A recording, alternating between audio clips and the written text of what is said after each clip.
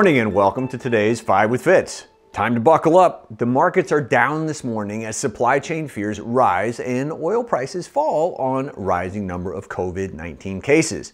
Here is my playbook. Number 1, this stock is an annuity in disguise. Famed epidemiologist Larry Brilliant told CNBC that COVID-19 could be the most contagious virus ever and that the world is nowhere near the end of the pandemic.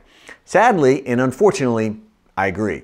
Less than 15% of the world has been vaccinated, and there are still more than 100 countries where inoculation stands at less than 5%. Thankfully, mRNA vaccines like the one made by Pfizer-BioNTech continue to hold up well against the Delta variant.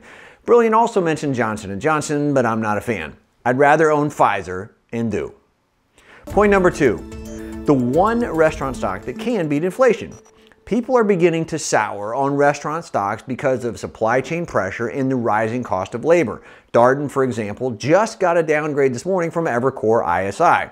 McDonald's, of course, is getting caught in the fracas, but it is the one restaurant stock that I actually recommend. The company is making significant investments in technology that boost bottom line profits, raise order accuracy, and increase sales. It's off the 52-week high, and frankly, I'm loving it. Watch my take with Stuart Varney moments ago on my channel. Point number 3, Buffett's portfolio is concentrated in just 4 stocks. Here's what they are. Billionaire Warren Buffett is widely believed to own a diversified portfolio. Many people are surprised to learn that 70% of Berkshire Hathaway's holdings are concentrated in only 4 stocks. That's right, just 4 stocks. Apple, B of A, American Express, and Coca-Cola. Buffett knows, like us, that the real path to profits is to own the best and avoid the rest. That's why he concentrates on 4 stocks, and that's why we do too. It's a tough pill to swallow for millions of investors because they've been taught for a decade to spread their money around, and that worked for a long time. But times have changed. Diversification is busted, and anybody buying the indices is investing in an outdated economy, busted politics, and antiquated thinking. Playing to win is a very different proposition from playing not to lose. That's why Buffett does it and why we do it in one bar ahead. Point number 4, Musk is on the Isle of Man and Tesla gets an upgrade.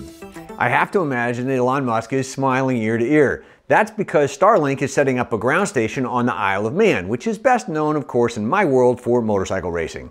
Anyway, located in the Irish Sea, it's a perfect place.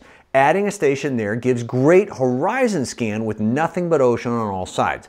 If you want shares in Starlink, I suggest you move now because Musk has said that longtime Tesla shareholders will likely receive first dibs when Starlink goes public. Speaking of which, Jefferies just upgraded Tesla to a buy.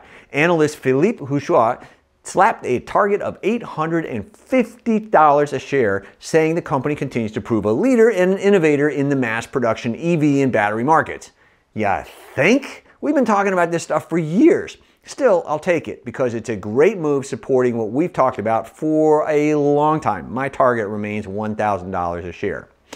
Point number 5, this name is still cheap and it's still poised to double. Palantir reports this week and I expect sales numbers to be strong, but I'm having a hard time admittedly drawing a beat on expenses. I expect them to be high as the company grows.